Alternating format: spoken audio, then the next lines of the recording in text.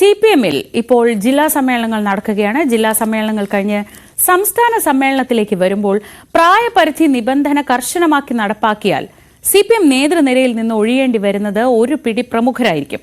സംസ്ഥാന സെക്രട്ടേറിയറ്റ് അംഗങ്ങളിൽ PK ശ്രീമതിയും AK ബാലനും ആനാവൂർ നാഗപ്പനും 75 വയസ്സ് പിന്നിട്ട് കഴിഞ്ഞു. 81 വയസ്സായ മുഖ്യമന്ത്രി പിണറായി വിജയന് പ്രത്യേക ഇളവ് ലഭിക്കുമോ എന്നതാണ് ആകാംക്ഷ.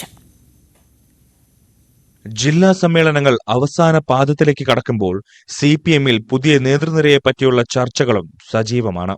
പതിറ്റാണ്ടുകളായി CPM-ന്റെ മുഖങ്ങളായ ഒരു പിടി നേതാക്കൾക്ക് ഇത്തവണ പടിയിറങ്ങേണ്ടി വരുമെന്നാണ് സൂചന. കണ്ണൂരിൽ നടന്ന 23-ാം പാർട്ടി കോൺഗ്രസിലാണ് പാർട്ടിയുടെ നേതൃസമിതികളിൽ പ്രവർത്തിക്കുന്നതിന് CPM പ്രായപരിധി കർശനമാക്കിയത്. പോളിറ്റ് ബ്യൂറോ മുതൽ ലോക്കൽ കമ്മിറ്റി വരെയുള്ള പാർട്ടി ഘടകങ്ങളിൽ അംഗമാകുന്നതിന് 75 CPM നിശ്ചയിച്ചിരിക്കുന്ന പ്രായപരിധി.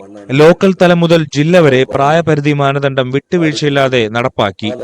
സംസ്ഥാന സെക്രട്ടേറിയറ്റിലും സംസ്ഥാന സമിതിയിലും പ്രായപരിധി നടപ്പിലാക്കുമെന്ന് ഉറപ്പ്. 17-അംഗ സംസ്ഥാന സെക്രട്ടേറിയറ്റിൽ 3 പേർ 75 വയസ്സ് പിന്നിട്ടവരാണ്. PK ശ്രീമതി, AK ബാലൻ, ആനാവൂർ നാഗപ്പൻ എന്നിവരാണവർ.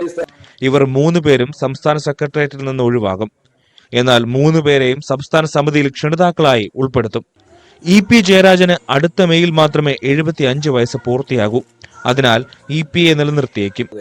സംസ്ഥാന സമിതി അംഗങ്ങളിൽ 4 പേർ 75 വയസ്സ് പിന്നിട്ടവരാണ്. NR ബാലൻ, P രാജേന്ദ്രൻ, MK കണ്ണൻ, ഗോപി കോട്ടമുറിക്കൽ എന്നിവർ. ഇവർ സംസ്ഥാന സമിതിയിൽ നിന്ന് വഴിമാറും.